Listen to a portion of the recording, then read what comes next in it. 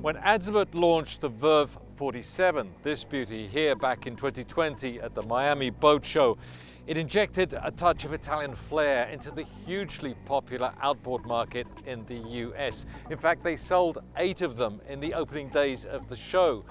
But today, it's the turn of her baby sister, the Verve 42, and we're going to take a look around.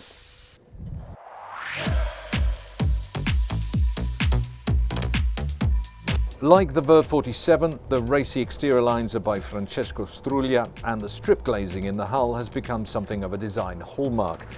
Worth noting also is that while the hull is fiberglass, everything above the rub rail and the deck is carbon fiber to keep the weight down and the center of gravity low. I've got to say there's an awful lot going on for a boat that's a fraction under 13 meters in length. And that's partly because a lot of her features are specified for the US market, which you wouldn't normally find on a European boat.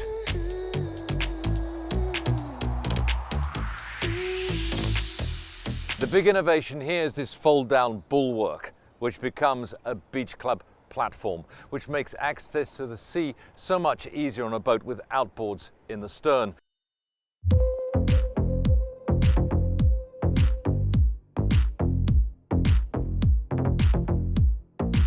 Another novelty is the table.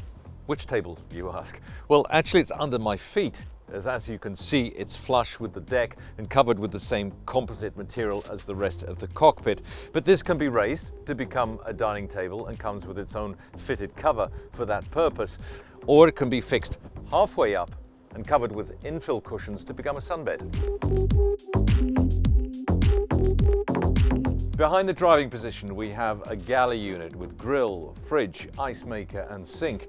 Under my feet here is a big drainable powered icebox. There's another one in the corner under the sofa seating, and there's a third one in the bow. So whatever happens on this boat, you're not going to run out of cool drinks. And underneath the table here, and you can actually see it better when it's in the raised position, there's another hatch to a technical compartment with easy access to the Kohler generator, the battery chargers, the fuel filters, and there's a Seakeeper 4 gyro stabilizer down there. And before we leave this area in the transom, there's a hatch with room inside for a sea bob and an inflatable paddleboard. And there are even 2 electrical sockets for recharging the sea bob or attaching an air compressor in case you want to blow up the inflatable toys. Moving forward, we have an asymmetric layout with access from the port side, and this is to increase the size of the sunbed, which extends almost to the opposite bulwark, and there's plenty of room for 4 adults on the sunbed. The whole area can be covered by an awning supported on 4 carbon fiber poles, which have their own dedicated storage underneath the cushions. Creature comforts include another ice box under the cushion here, which I mentioned before, plenty of cup or bottle holders, and speakers and subwoofers in case you want a bit of music up front here as well. Moving below deck, we have the galley to port. On this unit, there's 1 cooking hob. You can have 2, but Azimut figured on a weekend boat of this type, you're probably not going to be preparing gourmet meals. Opposite the galley, we have the head, and it's a big bathroom for the size of boat with a real shower stall. Again, Azimut in its wisdom reckoned that although there are 2 cabins for 4 adults, not everybody is going to be sleeping on board, although they will all be using the head. So that's the reason for the oversized bathroom, which is shared between the 2 cabins. Accommodation, right, here in the bow we have a dinette which can be converted into a V-berth. At the touch of a button here, the table can be lowered, and with fill-in cushions this becomes a comfy double bed. You also have a 42-inch Magic TV behind the mirror here. And what about some privacy, you ask? Easy. You just pull down this spring-loaded blackout screen. Sometimes the easiest low-tech solutions are the simplest.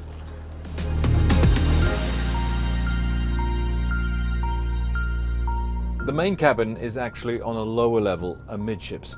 It's compact, but not at all pokey, and there is a porthole, an opening porthole for natural light and fresh air. Features, okay. She has a top speed of 45 knots and a cruising speed of around 33 knots. With 474 US gallons of fuel in the tank, that's about 1,800 litres, she has a range of around 200 nautical miles. Press this button here and you start or stop all three engines at the same time, or you can do it individually by pressing the three buttons at the front of the control panel. Of course, you have manual trim control with the regular switch on the side of the throttle, but you also have integrated active trim. Press this button here and the Humphrey trim blades are activated automatically. Okay, so let's see how she handles. She's in one lever control, 3, 2, 1, and here we go. Okay. I can feel those combined 1,350 horsepower already pushing me back into the seat. Michael Peters, one of the top names in the world for this kind of fast planing hull, designed the double step and the ventilated tunnel for less drag. There's quite a bit of chop today and the hull feels quite feisty, but also rock solid in the water. Okay, let's keep on accelerating.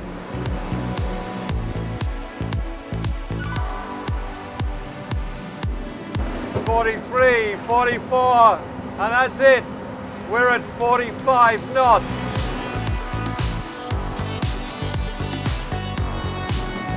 Here we go to starboard.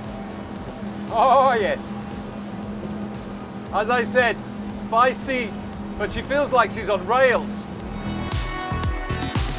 And back the other way, back to port. And I'm going to do it again because it's so much fun.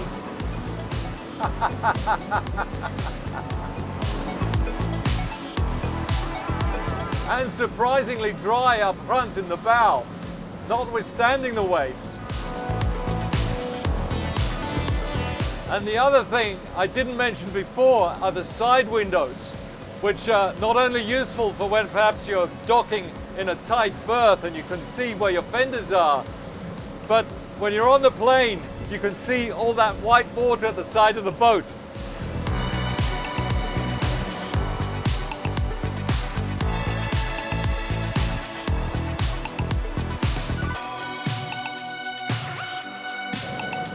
The Verve 42 is actually the smallest boat in the Azimut range, but you wouldn't know it from her onboard features and performance. She's specifically designed for fun weekends afloat and is ideally suited to both coastal and freshwater playgrounds. Now that could be the Florida Keys or the Great Lakes, but it could just as easily be, I don't know, Lake Como or Portofino.